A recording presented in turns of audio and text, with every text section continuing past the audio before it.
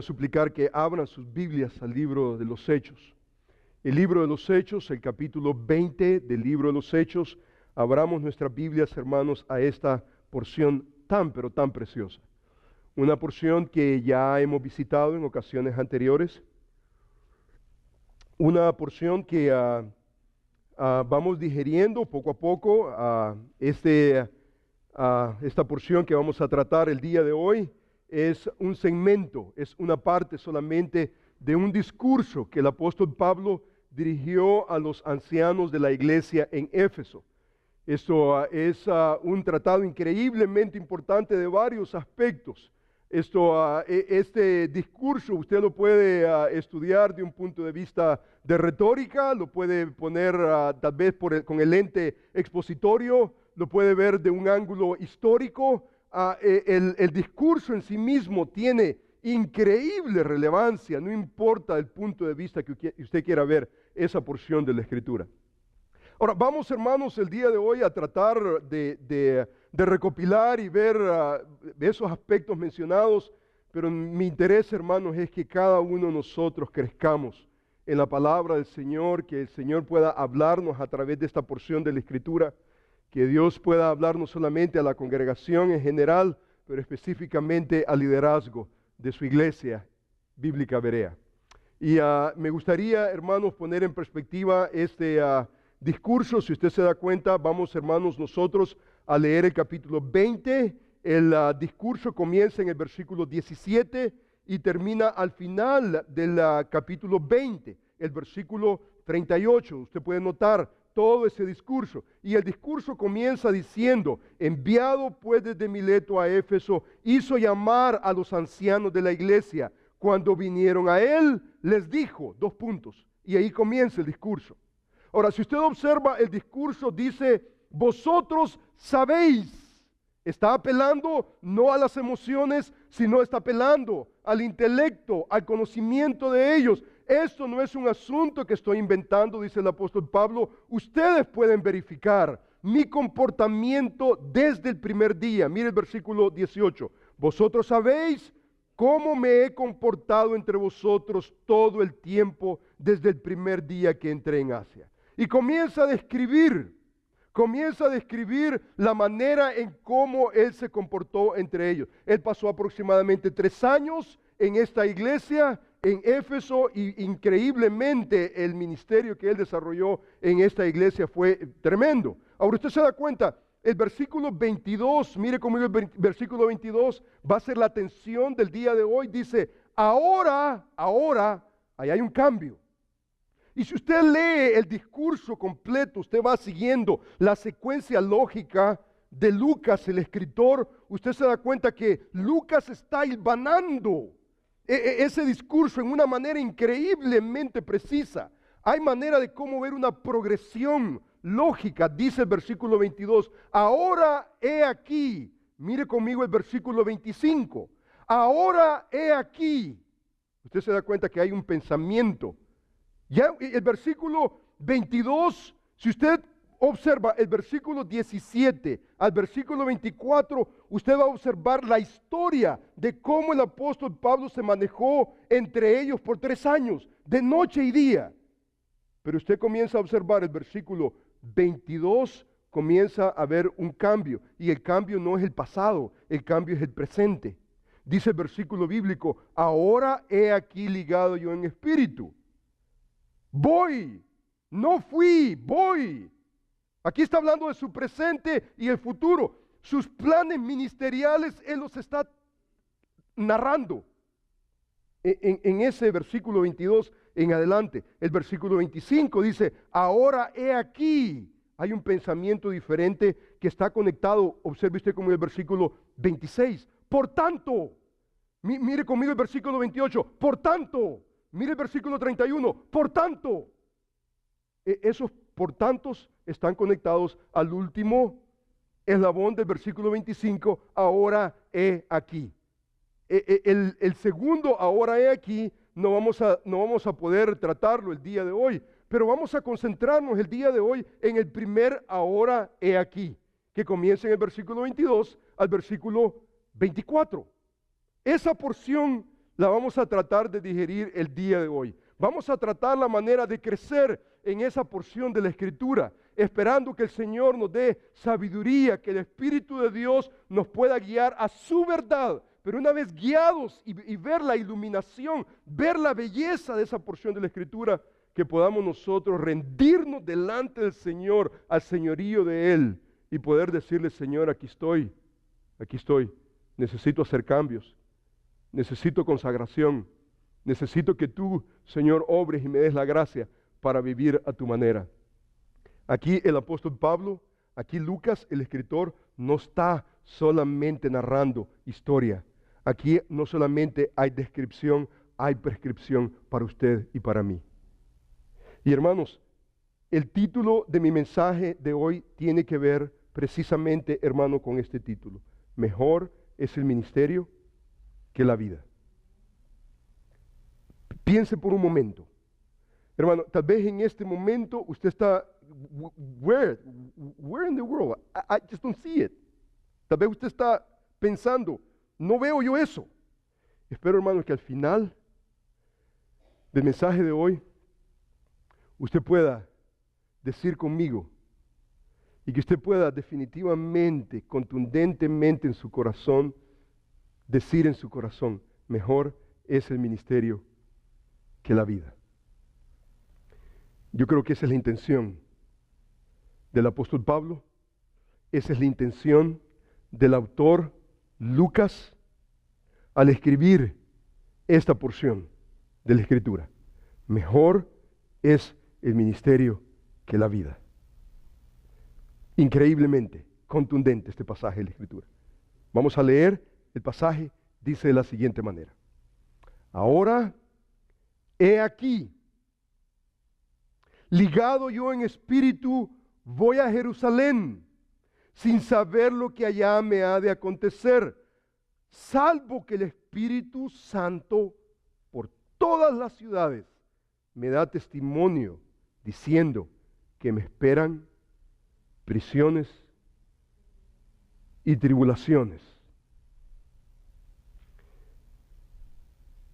Pero de ninguna cosa hago caso, ni estimo preciosa mi vida para mí mismo, con tal que acabe mi carrera con gozo y el ministerio que recibí del Señor Jesús para dar testimonio del Evangelio de la gracia de Dios. Oremos al Señor. Amantísimo Padre, tu palabra ha sido leída, está abierta, y nuestros corazones abiertos a ella. Yo suplico, Señor, que tu Espíritu Santo nos habilite para ver las maravillas de esta porción bíblica. Y yo ruego, Señor, que a medida, Señor, que contemplamos esta porción de la Escritura, que tu iglesia crezca en entrega. Que podamos, Señor, al final de este mensaje decir con certidumbre: mejor es el ministerio que la vida. Señor, los que hemos estado en el ministerio, hemos dejado literalmente cuántas cosas. Y lo hemos hecho con gozo, conscientemente, no por emocionalismo, conscientemente. Tú nos has llamado y deseamos ser hallados fieles delante de ti. Oh Señor, qué preciosidad tu palabra. Tu palabra es verdad y tu palabra tiene poder para sobreedificarnos. Y yo ruego, Señor, que tu palabra transforme nuestros corazones y que tu nombre sea glorificado en todo. Que tu iglesia sea edificada en la necesidad de cada uno. Te damos gracias, te damos honor y gloria. En Cristo Jesús. Amén. Si usted se da cuenta, el versículo 22 dice: ahora he aquí, ligado yo en espíritu, voy a Jerusalén. El apóstol Pablo está básicamente plasmando sus, no sus recordatorios, no está hablando de lo que él ha pasado por los últimos 3 años con los hermanos. De ninguna manera. Usted ve que el cambio del versículo 22 es lo que le espera, lo que no solamente el presente, pero lo que va por venir. Dice el versículo: ahora he aquí yo ligado en espíritu, voy a Jerusalén. Ahora, si usted se da cuenta, aquí hay historia increíble. Usted ve, por ejemplo, el versículo 16, lo introduce, todo el discurso es introducido con estas palabras. Dice: porque Pablo se había propuesto pasar de largo a Éfeso, o sea, no quería pasar por Éfeso, para no detenerse en Asia, pues se apresuraba, dice, por estar el día de Pentecostés, si fuese posible, en Jerusalén. Ahora, si usted se da cuenta, aquí hay una nota increíblemente importante. Esto no está de por más. Aquí Lucas está escribiendo eso no solamente para decir, ok, historia. No, no es solamente historia. Está poniendo en perspectiva lo que viene, y es el discurso. Es lo que vamos a observar en unos momentos. Pero lo está poniendo dentro de un marco literario, un marco histórico increíblemente importante. Aquí vemos nosotros que el apóstol Pablo se había propuesto, dice, ir a Jerusalén. Él no quería pasar por Éfeso. La iglesia de Éfeso era una iglesia increíblemente importante, no solamente en el ministerio del apóstol Pablo, pero grandes hombres de Dios. Y entonces observamos nosotros que el llegar a Éfeso era increíblemente importante. Pero el apóstol Pablo estaba básicamente batallando en contra del tiempo. No podemos ubicar específicamente a qué punto del tiempo el apóstol Pablo está viajando, pero usted se da cuenta que el apóstol está en su tercer viaje misionero. Él está regresando básicamente de Corintio y él se propone ir a Jerusalén. Y él está apresurado, dice, porque Pablo se había propuesto pasar de largo a Éfeso para no detenerse en Asia, pues se apresuraba para estar en el día de Pentecostés. ¿En dónde? En Jerusalén. O sea que usted ve la tensión que el apóstol Pablo está viviendo. Ahora, usted observa, dice el versículo 17, enviado pues desde Mileto, dice, a Éfeso, hizo llamar a los ancianos de la iglesia. Ahora, usted observa con detenimiento la manera en cómo Lucas está introduciendo ese discurso. Ese discurso es para ¿quién? El discurso es para los hermanos ancianos de la iglesia en Éfeso. El apóstol Pablo no tenía el tiempo para entrar 30 millas adentro. Entonces hizo llamar a los hermanos en Mileto, que era básicamente una isla, era anexo, tenía 4 puertos importantes, naturales. Y entonces el apóstol Pablo, por lo apresurado, dijo, yo voy a llegar a Mileto. Hizo llamar a los ancianos de la iglesia, y usted se da cuenta que a pesar que Pablo no tuvo la oportunidad de estar con la iglesia, él necesitaba estar con los ancianos. Él tenía un mensaje para los ancianos que más adelante iba a repercutir en la vida de la iglesia. Como es el liderazgo, así como es el liderazgo, así es la iglesia. El padre va a marcar la pauta dentro del hogar, va a marcar el ambiente dentro del liderazgo. Es increíblemente importante. Pablo dice, estoy apresurado, no puedo estar con la iglesia, no puedo entrar 30 millas adentro. Si yo entro, los hermanos, siendo bautistas, me van a invitar a comer frijoles, arroz, burrito, yo no sé qué, no puedo dilatarme. Pero el apóstol Pablo hizo llamar a los hermanos ancianos de la iglesia. Y usted se da cuenta que este mensaje, a pesar que es para la iglesia, es a través de los ancianos, a través del liderazgo de la iglesia. Y hermanos, esto es increíblemente importante ponerlo en perspectiva. Porque si usted observa, aquí el apóstol Pablo tiene un mensaje para la iglesia sin ignorar el liderazgo de la iglesia. Los ancianos de la iglesia, episcopos, presbúteros, como usted quiera llamarle, usted se da cuenta que tienen una responsabilidad enorme. Ellos son los que van a marcar la pauta para la vida de la iglesia. Él no puede estar aquí. Él trae a estos ancianos, no sabemos cuántos. Lo que observamos es una pluralidad de ancianos de liderazgo en la iglesia. Los hace llamar y entonces comienza ese discurso. Les trae a la memoria la manera en cómo él ha vivido por 3 años con ellos. Y luego después dice, ahora ligado yo en espíritu voy a Jerusalén. Estoy ligado en espíritu. Vamos a observar esa frase en unos momentos. Pero si usted ve la geografía, qué interesante, tratando con los ancianos de la iglesia. Usted ve esa geografía, el apóstol Pablo viene de Corintio, usted observa, por ejemplo, Filipo, Tesalónica, viene básicamente a la región más cercana de Asia, y entonces él hace su recorrido. Y si usted observa, el apóstol Pablo, la misión del apóstol Pablo es llegar a Jerusalén. Pero él viene desde Corintio, Tesalónica, Filipo, y entonces viene, por ejemplo, a Iconio, llega a Mileto. Éfeso está a 30 millas aproximadamente. Hay 6 puertos naturales que tiene Mileto. Interesante. Usted sabe que nuestra hermana Yesenia está en este momento en esta región. Ella está tomando una clase de geografía bíblica y ella está ahí. Y digo esto para que usted mantenga en oración a nuestra hermana. Estuvimos comunicándonos esta semana. Esto muy lindo. La hermana está experimentando toda esta región.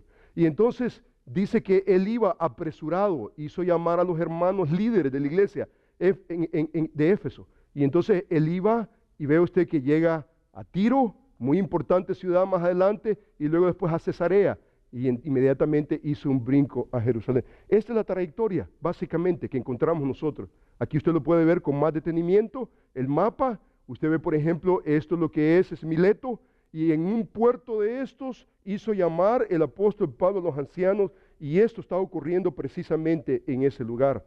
Está ocurriendo esto, y es muy interesante que el apóstol Pablo dice, Pablo se había propuesto pasar de largo a Éfeso, para no detenerse en Asia, pues se apresuraba para estar en el día de Pentecostés, si fuera posible, en Jerusalén.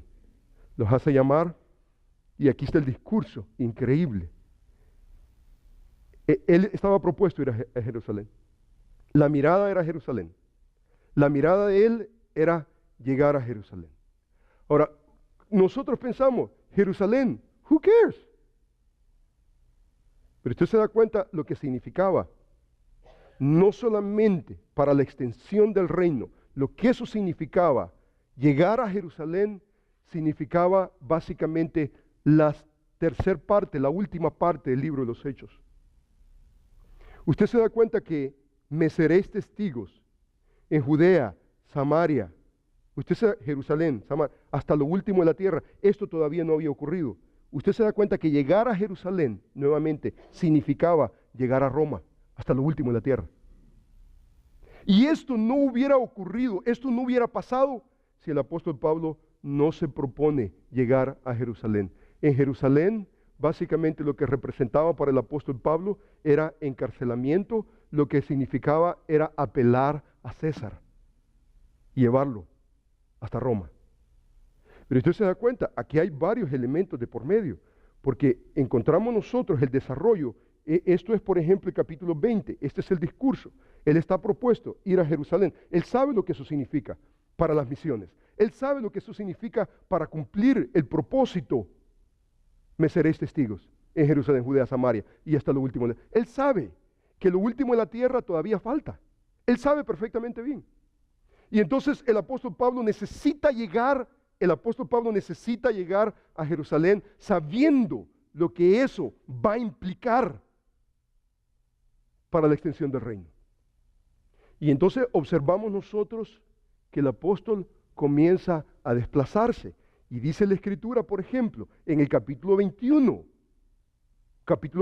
dice, y hallando los discípulos ¿de quién? ¿De dónde? Si usted observa el capítulo 21, versículo 1 dice, después de esto zarpamos, dice, de ellos, zarpamos, fuimos rumbo directo a Cao, dice, y luego después a Rodas, dice, a Patara, y hallando un barco, pasamos de Fenicia, nos embarcamos, zarpamos, dice, al día siguiente llegamos a Chipre, y luego después arribamos a Tiro.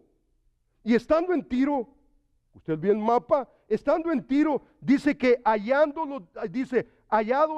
los discípulos, nos quedamos allí 7 días, y ellos decían a Pablo por el Espíritu que no fuese a Jerusalén. Aquí hay una aparente contradicción, porque aquí están unos discípulos que por el Espíritu le decían a Pablo, no pases a Jerusalén. Pero mire lo que dice el versículo siguiente, Cumplidos aquellos días, salimos acompañados, dice, acompañados de todos, por sus mujeres e hijos, hasta fuera de la ciudad, y puestos de rodillas en la playa, oramos. El apóstol Pablo continuó. Si usted se da cuenta, los discípulos que estuvieron ahí en Tiro, le dijeron, le rogaron a Pablo que no fuera a Jerusalén, por el Espíritu. Y entonces aquí encontramos nosotros, ¿en dónde está la bolita? En donde realmente aquí está el apóstol Pablo determinado, sabiendo que la extensión del reino todavía no ha culminado, que la tercera parte o cuarta parte de misiones todavía falta. El último de la tierra todavía no se ha plasmado. El apóstol Pablo sabe eso. Y estos hermanos vinieron por el Espíritu, le dijeron, no pases a Jerusalén. La situación se intensifica aún mucho más, porque usted ve más adelante, llegan a Cesarea, no a Cesarea de Filipo, pero a Cesarea, la costa, una ciudad increíblemente preciosa, y dice que llegaron a casa de Felipe el evangelista. Y dice el versículo 10, y permanecieron, dice, con nosotros allí algunos días, y descendió de Judea un profeta llamado Ágabo. Y entonces dice la Escritura, quien viniendo a vernos, dice, tomó el cinto de Pablo y atándole los pies y las manos dijo, esto dice el Espíritu Santo. Así atarán los judíos en Jerusalén al varón de quien es este cinto y le entregarán en manos de los gentiles. Ágabo, profeta, en nombre del Espíritu Santo dice que le dijo. Ahora, ¿estaba equivocado Ágabo? Ágabo no estaba equivocado. Los discípulos no estaban equivocados en decir, no pases a Jerusalén. Estaban equivocados en este sentido. Mire lo que dice el versículo siguiente, 12. Al oír esto, le rogamos nosotros y los de aquel lugar. ¿Quiénes son nosotros? Allí Lucas está de por medio. Lucas y no sabemos quién más. Pero cuando Lucas, los demás y los de aquella región de Cesarea escucharon eso, tal vez de por medio estaba Felipe. Se recuerda que tenía 4 hijas profetisas. Al oír, dice que vinieron, al oír esto le rogaron, dice, nosotros le rogamos y los de aquel lugar que no subiese a Jerusalén. Entonces Pablo, mire lo que dice el versículo, entonces Pablo respondió, ¿qué hacéis llorando y quebrantándome el corazón? Porque yo estoy dispuesto no solo a ser atado, mas aún a morir en Jerusalén por el nombre del Señor Jesús, no por mi mala cabeza, malas decisiones, pecado. Estoy dispuesto a morir. Y como no le pudieron persuadir, desistimos diciéndole, hágase la voluntad del Señor. Hermanos, aquí hay varios elementos increíblemente importantes que podríamos quedarnos 2-3 semanas en esta porción de la Escritura. Este no es mi interés en este momento, pero usted observa la determinación del apóstol Pablo provocado por el Espíritu de Dios. Discerniendo la voluntad del Señor. Él sabe que la voluntad del Señor para él es extender el reino de Dios, no solamente en Jerusalén, Judea, Samaria, pero hasta lo último de la tierra. Él sabe perfectamente bien eso. ¿Sabe cuál era la equivocación? La equivocación, incluyendo de Lucas y todos los demás. El sufrimiento.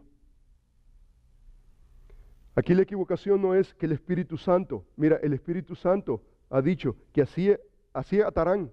¿De quién es este cinto? De Pablo. Así van a atar. O sea que Pablo va a sufrir.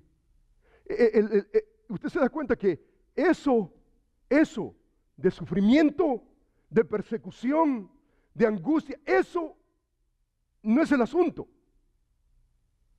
El asunto del apóstol Pablo es que él va más allá de ese sufrimiento. El apóstol Pablo dice, mira, eso va a ocurrir, Pero la voluntad de Dios va más de ese sufrimiento. La voluntad de Dios va más allá. Nuestra tendencia humana no es a sufrir. No queremos sufrir. Queremos, por ejemplo, servirle al Señor y que nos den una corona. Queremos servir al Señor y que se nos reconozca. Queremos salir en los diarios, queremos nosotros que la gente pueda ver a nuestro alrededor que, wow, qué hermano más consagrado. Pero esto no es para el apóstol Pablo, no es ese. El apóstol Pablo no es ese. Cuando pensamos nosotros en sufrimiento, el Espíritu Santo dice que va a haber persecución en la vida de este hombre. Dice Pablo, so what? Imagínese usted que llegaron al punto de llorar para persuadir al apóstol Pablo a que no fuera a Jerusalén. Pero el apóstol Pablo dice, hey, yo estoy de acuerdo con lo que el Espíritu Santo dice. El Espíritu Santo dice que yo voy a tener sufrimiento. Pero lo que ustedes no entienden y no saben, que a pesar del sufrimiento, la obra tiene que cumplirse. Alguien tiene que llegar, alguien tiene que salir y alguien tiene que sufrir. Alguien tiene que ser mártir. Alguien tiene que derramar la sangre para que otros vengan y que puedan ser beneficiados. El apóstol Pablo está increíblemente determinado. Por eso cuando usted comienza a ver el pasaje que vamos a tratar el día de hoy, que dice el versículo bíblico, mire, he aquí yo ligado en espíritu voy a Jerusalén. O sea que el apóstol Pablo está resuelto. Ligado yo en espíritu. Usted se da cuenta que la palabra espíritu ahí, la Reina Valera lo traduce con minúscula, espíritu. Pero si usted observa, por ejemplo, otras traducciones, hay básicamente un cambio. Usted ve, por ejemplo, hay 4 traducciones que usted tiene ahí. La primera, espíritu con mayúscula, la segunda, minúscula, la tercera, mayúscula, minúscula. Entonces, ¿en qué quedamos? Pero hay ahí una verdad increíblemente teológica, importante. Porque si usted traduce espíritu minúscula, lo que usted está diciendo es que está refiriéndose al espíritu del hombre. Pero si es mayúscula, como muchas traducciones lo hacen también, en inglés ocurre lo mismo, la Vulgata ocurre lo mismo, en italiano ocurre lo mismo. Usted observa, y ¿a dónde quedamos? Cuando usted ve el pasaje bíblico, este es uno de los casos donde usted observa, ok, ¿cómo vamos a traducir? Vamos a traducir, por ejemplo, esta frase, ahora, encadenado por el Espíritu, o como la Reina Valera lo pone, ahora he aquí ligado en espíritu, el Espíritu de Pablo, o el Espíritu de Dios, mayúscula. Aquí es donde viene el contexto. Y si usted lee el contexto, usted va a observar que el contexto nos dice de la siguiente manera, mire, dice, ahora he aquí ligado yo en espíritu, voy a Jerusalén, sin saber lo que allá me ha de acontecer, salvo que el Espíritu Santo. ¿Usted se da cuenta del Espíritu Santo?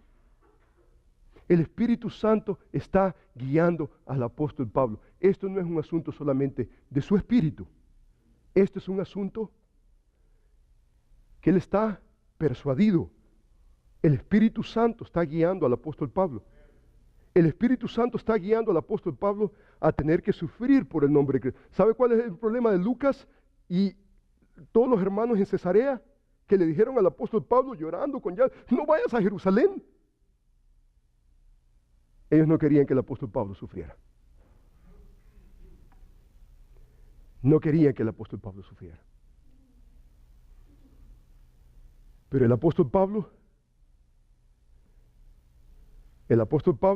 con esa frase, he aquí ligado yo en espíritu, voy a Jerusalén. ¿Sabe lo que eso significa, esa frase?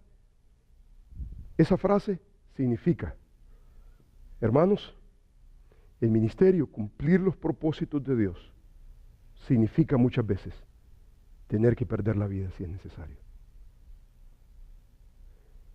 En nuestro contexto del sueño americano, eso no va. No queremos sufrir. Buscamos maneras de no sufrir. La industria, por ejemplo, de la medicina farmacéutica ha inventado cuánta cosa para no tener dolor. No queremos dolor de ninguna magnitud, de ninguna forma.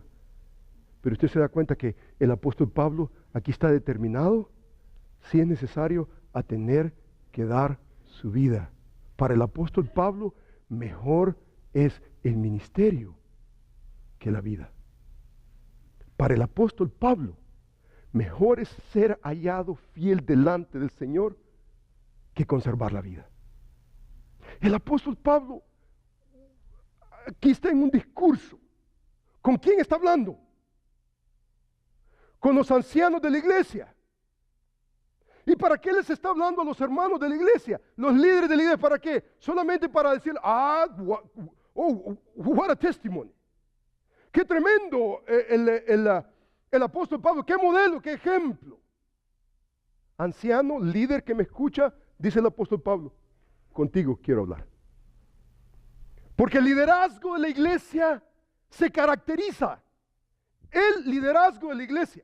Si un hombre anciano no ha llegado a esa determinación, al punto de considerar que mejor es el ministerio que la vida, todavía no le ha amanecido. Todavía no ha llegado a ese punto de madurez, al punto de decir yo estoy dispuesto, aunque el Espíritu de Dios diga, vas a sufrir, vas a sufrir. But that's okay. La voluntad de Dios tiene que hacerse. Y hermanos, la Iglesia Bíblica Berea, líderes de la iglesia, si para usted el ministerio, si para usted el ministerio es cualquier cosa, si pasa, pasa, si no pasa, no pasa, si para usted es mejor los disfrutes de la vida, las cosas, los placeres, la fama, si para usted las cosas buenas de la vida es mejor que el ministerio, usted no es cortado para el ministerio, usted está siendo infiel al ministerio, especialmente si Dios tiene un llamado para usted. Si Dios le ha dado un llamado a usted y usted no ha llegado a la convicción, el ministerio es mejor que la vida. Hermano, yo quiero que usted el día de hoy venga delante del Señor y le diga, para mí nada puede ser más importante. Nada puede ser más importante. A pesar de que la Escritura nos enseña que nuestra prioridad es nuestro Dios, nuestra familia, el ministerio, pero usted se da cuenta que el ministerio, hermano, que Dios nos ha dado, el llamado que Dios nos ha dado, comienza en el hogar, comienza con su esposa, comienza con sus hijos. Usted no lo puede perder eso de vista. O sea que usted no puede poner una excusa. Usted no hace su trabajo en su casa. Yo no voy a la iglesia, no hago ministerio en la iglesia porque me voy a concentrar en mi familia y ni en su familia está haciendo absolutamente nada. Hermanos preciosos, aquí es el apóstol Pablo con los líderes de la iglesia. Y con los líderes de la iglesia les está diciendo, yo ligado en espíritu voy a Jerusalén. Esta no es solamente descripción, no es historia. Esto es un asunto de usted y yo. Necesitamos nosotros aprender esa cualidad del apóstol Pablo. Usted se da cuenta que el apóstol Pablo llega a Jerusalén, ¿en guess what? Llega a Jerusalén. Y mire usted conmigo el capítulo 21. Mire conmigo el versículo 21. Capítulo 21, mire el versículo 17. Mire el versículo 17. Dice el versículo 17, cuando llegamos a Jerusalén.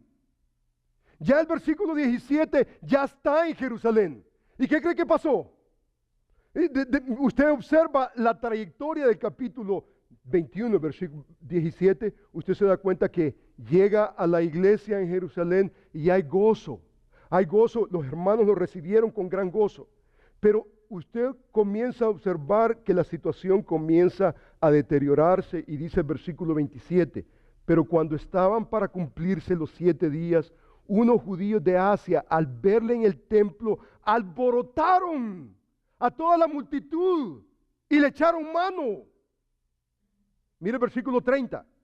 Así que toda la ciudad se conmovió y se agolpó el pueblo.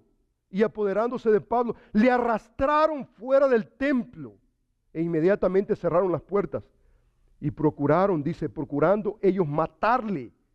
Se le avisó al tribuno de la compañía de aquella ciudad de Jerusalén que estaba alborotada. Dice el versículo 32, tomando luego soldados y centuriones, dice, corrió, dice, a ellos, y cuando ellos vinieron al tribuno y a los soldados, dice, dejaron, dice, de golpear a Pablo. Todo eso ocurrió. Lo que el Espíritu Santo había pasado, había pronosticado, esto está pasando.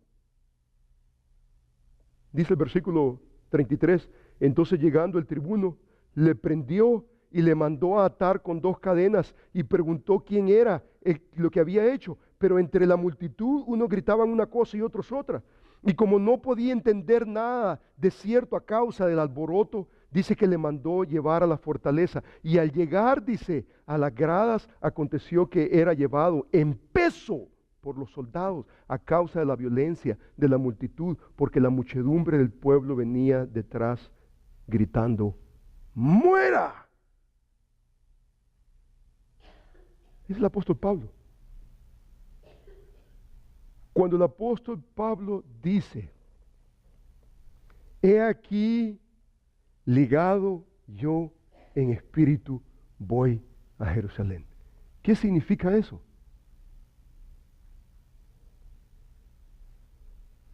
Morir si es necesario. Mi vida no es mayor que ser hallado fiel delante de Dios. Mi vida no es mayor. Mis placeres no es mayor. Mi fama no es mayor. Hay algo más grande.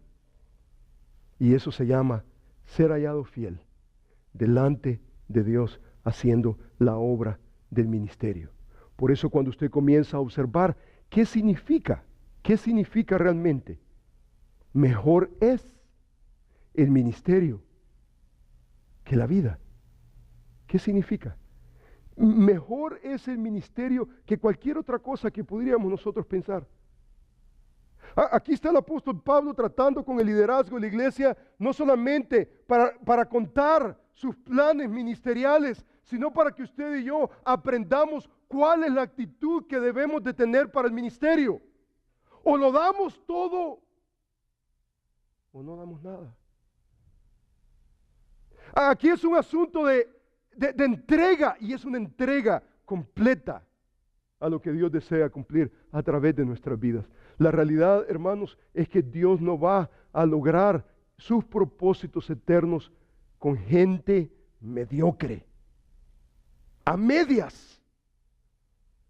Usted y yo necesitamos llegar a momentos en nuestra vida donde decimos, yo necesito, para mí mi trabajo no es lo más importante, para mí mis placeres no es lo más importante. Pensamos nosotros, por ejemplo, en el retiro, muchas veces aquí en los Estados Unidos, pensamos en el retiro y ¿qué es lo que pensamos? Pensamos nosotros, ya finalmente llegué. ¿A qué llegó? ¿A dónde llegó? Para el creyente, para usted y para mí especialmente, que tenemos un llamado especial de parte del Señor, es solamente un cambio de puesto. Es un cambio de puesto. Es solamente decir, mira, ya no vas a ser maestro, ya no vas a ser ingeniero, ya no vas a ser, mira, te voy a cambiar de puesto, pero el ministerio continúa. Usted se da cuenta que aquí está el apóstol Pablo, ¿en dónde? Cesarea. En Cesarea está el apóstol Pablo. Y ahí usted se da cuenta que Cesarea es considerada hasta el día de hoy. Usted va a Cesarea hoy en día y es un resort. Básicamente es una playa tan preciosa, la agua calientita, lindísima. Al apóstol Pablo le quedaban 20 años de vida. Él perfectamente bien pudo haber dicho, this is a very nice retirement spot. This is good. Cualquiera, ¿sabe? Los hermanos en Cesarea le estaban diciendo, Pablo, no vayas a Jerusalén. Allá es sufrimiento. Mira, quédate aquí en Cesarea. Si usted ha estado en Cesarea, es una belleza. No importa dónde usted encuentre un pedacito, usted ve el Mediterráneo, es una belleza, lindo. Pablo, quédate aquí, retírate. Why bother? ¿Por qué? Para el apóstol Pablo, esa no era la actitud. La actitud del apóstol Pablo es, la obra no ha sido finalizada. La otra cuarta parte de la historia de Hechos todavía no se ha escrito. Y hermanos, hay momentos en que usted se encara con situaciones, usted se encuentra en Cesarea y usted dice, man, this is really hard. Ministry. Nadie me dijo a mí que difícil era el ministerio. Todos me decían, wow, man, esto está difícil. Esto no es fácil. Mire, trabajar con tornillos y madera y piso, lo que quiera que sea, hermano, es físico el trabajo, pero tener que tratar con gente, y muchas veces gente que al final del día, después de todo lo que usted ha hecho, se voltean en contra de usted. Hermano, no es fácil. No es fácil. Pero aquí no se trata de cómo la gente le responde a usted. Aquí se trata no solamente de lo que el Espíritu de Dios tiene para usted, pero ese propósito, esa voluntad del Señor. La voluntad del Señor para su vida es más alta, es mejor, hermano, que todos sus placeres, toda su vida. Es mucho, va más allá. Esta es la actitud que el apóstol Pablo quiere dejar en la vida de los líderes de la iglesia. Hermano, en otras palabras, la iglesia bíblica, berea, no va a llegar donde quiere llegar y tener los alcances que quiere tener sin la actitud de hombres. Hombres, los ancianos de la iglesia, que estén completamente resueltos y que digan, ¿sabes qué? Soldado, yo estoy entregado. Y hermano, esa entrega, ¿sabe lo que significa esa entrega? Esa entrega significa por lo menos 3 cosas que el texto mismo nos enseña. 3 cosas de lo que significa, hermano, estar resuelto, determinado. Señor, si es necesario dar mi vida, doy mi vida. Si es necesario tener que sufrir, el ministerio es mejor que la vida. ¿Y sabe lo que significa eso? Mire conmigo el texto. Dice el versículo bíblico, he aquí ligado yo en espíritu, voy a Jerusalén. Y mire conmigo, sin saber lo que allá me ha de acontecer. Usted se da cuenta, hermano, sin saber lo que allá me ha de acontecer. Hermano, una vida resuelta, una vida definida, una vida de entrega, no significa que usted sabe todo lo que va a pasar. No significa, hermano, alguien le pregunta a usted, ¿y cuál es su meta para de aquí a 5 años? You don't know. ¿Por qué se va a adelantar usted a decir algo que usted mismo no sabe? ¿Por qué no somos suficientemente honrados, humildes y decir, I don't know? Pablo está diciendo, yo estoy determinado, pero yo no sé lo que me va a acontecer el día de mañana. Y esa es una actitud ministerial que usted y yo necesitamos adoptar. Usted se da cuenta que el entregarnos a nuestro Dios, el estar dispuesto a morir por el nombre de Cristo, el decir, mejor es la vida, mejor es el ministerio que la vida. El decir llegar a ese punto, no significa que usted lo sabe todo. El apóstol Pablo, él dice, I don't know, no sé. Pero una cosa sé, Filipenses capítulo 3, olvidando lo que queda atrás y extendiéndome a lo que está adelante. Prosigo a la meta. Un hombre increíblemente determinado. Número 2, mire qué interesante. ¿Qué dice el apóstol Pablo? Salvo que el Espíritu Santo dice, en todas las ciudades me da testimonio diciendo que me esperan, ¿qué cosa? Prisiones y tribulaciones. Muchas cosas no sé, pero una cosa sí sé, que el ministerio involucra tribulación y persecución. Hermanitos lindos, preciosos, líderes de la iglesia, el sufrimiento debería de ser para nosotros nuestra manera de vivir. Usted se identifica con la verdad y usted exhorta a alguien que anda en pecado, a alguien que anda en desorden, y usted trae exhortación. Usted sepa, usted no va a ser la persona más popular. Tal vez con esta persona, con esta familia. ¿Sabe muchas veces lo que terminamos haciendo? No exhortamos. no corregimos, no disciplinamos, porque nos da temor. ¿Qué va a decir el hermano, la hermana? ¿Se va a ofender conmigo? ¿Y ya no me va a traer la tarjetita de Navidad? What's gonna happen? ¿Qué es lo que va a pasar con usted y conmigo? Usted se da cuenta, hermanito precioso. Hermano, muchas cosas nosotros no sabemos, pero una cosa sí sabemos. Hermano, el ministerio no es para wimpies. Sorry la expresión. El ministerio no es para jovencitas que están pintándose las uñas, no tocan nada. No tocan nada. Es más, usted se da cuenta del vocabulario que el apóstol Pablo está estableciendo. Mire lo que dice: pero de ninguna cosa hago caso, ni estimo preciosa mi vida para mí mismo, con tal que acabe mi carrera. Hermano, usted se da cuenta, mi carrera. ¿De qué carrera está hablando? ¿Carrera académica? ¿Laboral? ¿Qué carrera está hablando?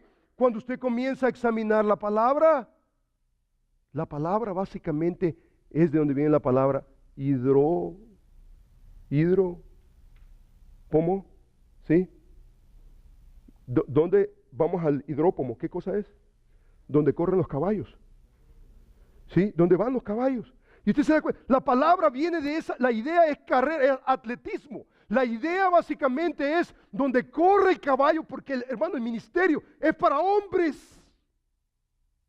Hombres que tienen forma de caballo, que no tocan las cositas así solamente. ¡Ay! Me lastimé la uña. ¡Ah! Me ofendieron. Hermano, ninguno de los que estamos acá, ninguno, a nadie, ni de los que me están escuchando, me van a escuchar el día de mañana, ninguno de los que estamos acá nos gusta sufrir. Le buscamos. Pensamos nosotros, va a sufrir. No, hermano, no vaya a Jerusalén. Imagínese, y aquí está el hermano Wagner, considerando, por ejemplo, ir a la India, o ir a Italia, o cualquier otro hermano, yo no sé, hermano, va para Cuba otra vez, yo no sé. Y no, hermano, mire, si aquí está bien, aquí está tranquilo usted. Nada le va a pasar acá. Todo lo que tiene que hacer es ir a Disneyland de vez en cuando, como estuvo en Disneyland el hermano esta semana pasada. Tranquilo, todo bien, tranquilo, bonito. Pero hermano, ¿y qué es lo que va a pasar? ¿Qué es lo que va a pasar cuando usted está afuera, haciendo la obra del ministerio, sea donde quiera que sea? Usted se da cuenta que el apóstol Pablo va a Jerusalén, ¿no es cierto? Pero los hermanos ancianos en Éfeso se quedan ¿a dónde? En la iglesia, en Éfeso. Sea que usted vaya o se quede, sea que usted pase la calle al otro lado o al otro lado del mundo, la misión es la misma y la actitud tiene que ser la misma. La actitud tiene que ser: yo necesito correr mi carrera. Yo no puedo botar la carrera. Yo no puedo decir, ay, me ofendieron, ay. Yo estaba esperando un monumento. Estaba esperando que me reconocieran. Y en lugar del reconocimiento, me desprecian. Hermano, hermana, welcome to the club. This is ministry. Eso es lo que es el ministerio. Hay hermanos que votan el ministerio por cualquier cosa. Cualquier cosa. Esta semana pasada recibí un email que es lindo, precioso. Mire, en medio, por ejemplo, esta hermana me escribió esta semana en dos ocasiones. Y mientras me escribía en dos ocasiones, el primer mensaje que me mandó fue una pregunta teológica en un pasaje de la Escritura. Y yo le contesté esa. El segundo email me mandó sus grados. Ella está en una universidad estudiando una maestría. Y en sus grados, todos, todos, una B+ tiene. Pero una de las cosas que yo sé de esta hermana, que ella no ha tirado el ministerio. Ella no ha tirado el ministerio. Ella desea el ministerio. Ella busca el ministerio. Para ella, en lo que yo puedo sentir en su corazón, es más importante el ministerio que su propia carrera. El Señor la ha honrado y le ha dado inteligencia. Gloria al Señor por ello. Pero ¿qué si en lugar de as encontramos es o una D? Esta semana pasada estaba haciendo grading, papeles.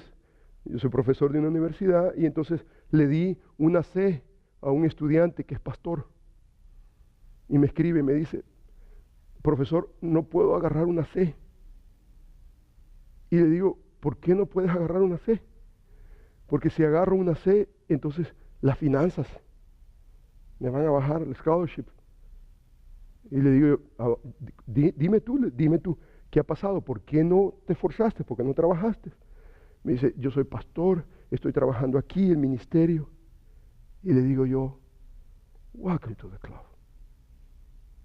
That's good. Si tú tienes una C por tu ministerio, que Dios te bendiga. No le di la A, tengo que ser correcto, ¿no?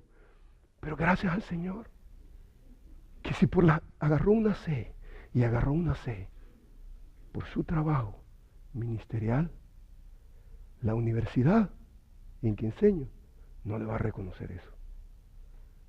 Pero hay uno más grande de la universidad, uno más grande que le va a decir, fiel, siervo, fiel, en lo poco has sido fiel, en lo mucho te pondré. Entra al gozo de tu Señor.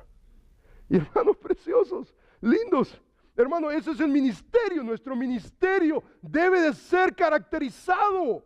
¿Por qué la escuela tiene que ser más importante que el ministerio?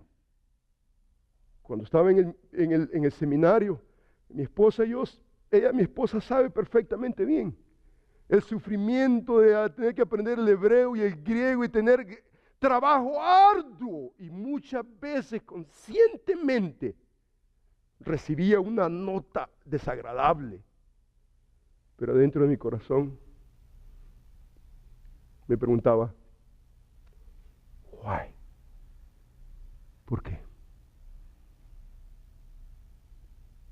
Qué satisfacción más linda. Qué satisfacción más linda. Acostarse delante del Señor y decirle, Señor, gracias por la gracia que me has dado de servirte y servirte con honra, con honor a ti, aunque usted no tenga todo lo que usted quisiera tener. Número uno, hermano, ¿qué significa una entrega? Significa que usted no sabe todo. Significa que hay sufrimiento. Y número tres, mire lo que dice este pasaje de la Escritura. Observe usted conmigo lo que dice ese pasaje. Dice el pasaje, ni estimo preciosa mi vida para mí mismo, con tal de que acabe mi carrera, el ministerio de Jesús, dice la Escritura, para dar testimonio del Evangelio, de la gracia de Dios.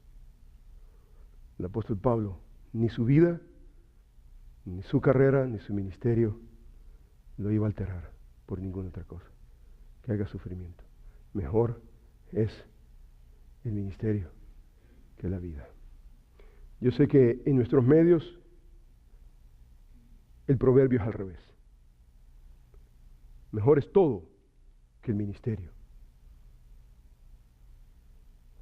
Pero para un hombre que ha recibido la gracia de Dios, mejor es el ministerio que la vida. Usted se da cuenta que cuando el apóstol Pablo llegó a Jerusalén, de ese punto en adelante, defensa tras defensa. Y el capítulo 22 comienza a relatar las defensas que el apóstol Pablo tuvo entre el populacho y entre grandes. Y saben, una de las cosas que usted encuentra es que el apóstol Pablo en cada ocasión tuvo la oportunidad de hablar, precisamente dar testimonio del Evangelio, de la gracia de Dios en su vida. Lo primero que el apóstol Pablo hace cuando llega a Jerusalén y le dan oportunidad de proferir palabras, ¿sabe lo que el apóstol Pablo hace? Varones hermanos, escuchadme. Y comienza a compartir su testimonio personal de la gracia de Jesucristo. Eso usted y yo podemos hacerlo. Eso usted y yo podemos hacerlo. No importa a dónde el Señor nos lleve. No importa a dónde el Señor nos lleve.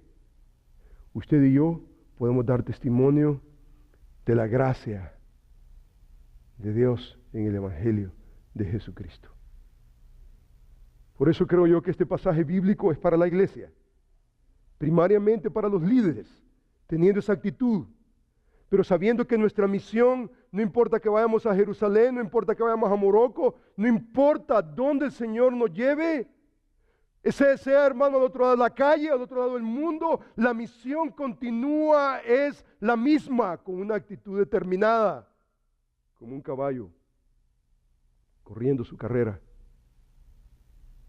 no botando, no tirando, no desanimándose, sufriendo por el nombre de Cristo, siendo hallados fieles delante del Señor. El apóstol Pablo nos enseña y nos dice en sus cartas, pero de ninguna cosa, dice, hago caso. De ninguna cosa, del sufrimiento, no. No estimo mi vida propia para mí mismo, con tal que acabe mi carrera con gozo, el ministerio que recibí del Señor, para dar testimonio de eso. Usted y yo podemos hacerlo.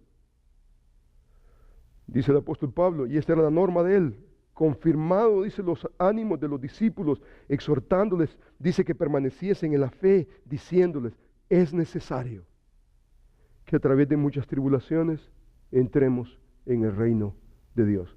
¿En relación a qué? No ancianos, discípulos. En su última carta a Timoteo le dice también, todos los que quieren vivir piadosamente en Cristo Jesús padecerán, ¿qué cosa? Persecución por causa del Evangelio. ¿Usted ve el contexto?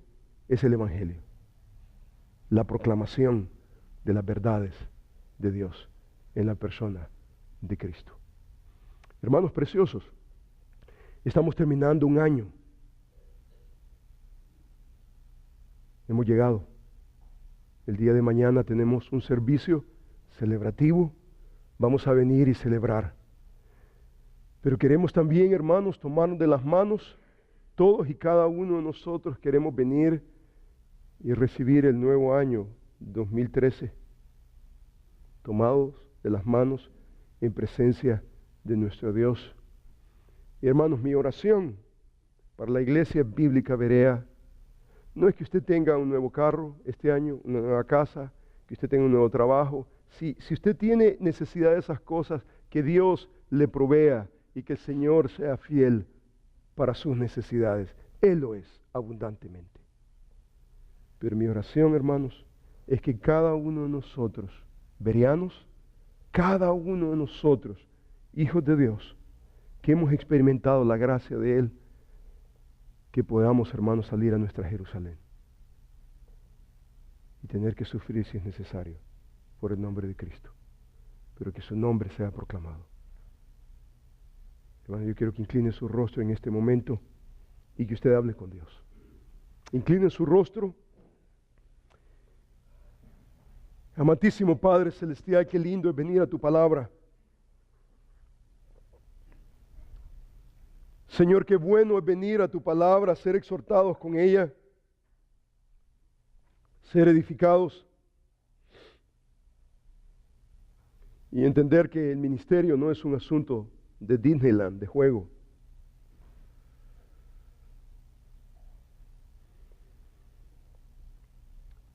Es una actitud increíblemente remarcable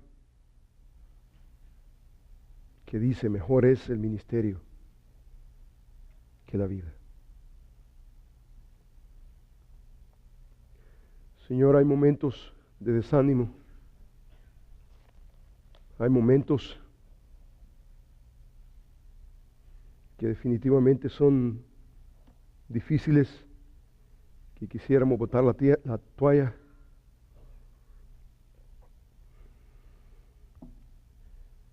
Pero Señor, te damos gracias por pasajes como este. Este pasaje no nos deja botar la toalla. Este pasaje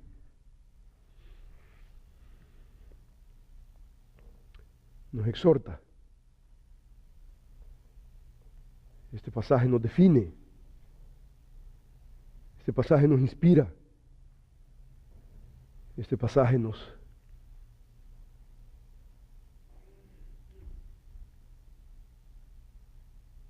convence a venir de día a día delante de tu presencia,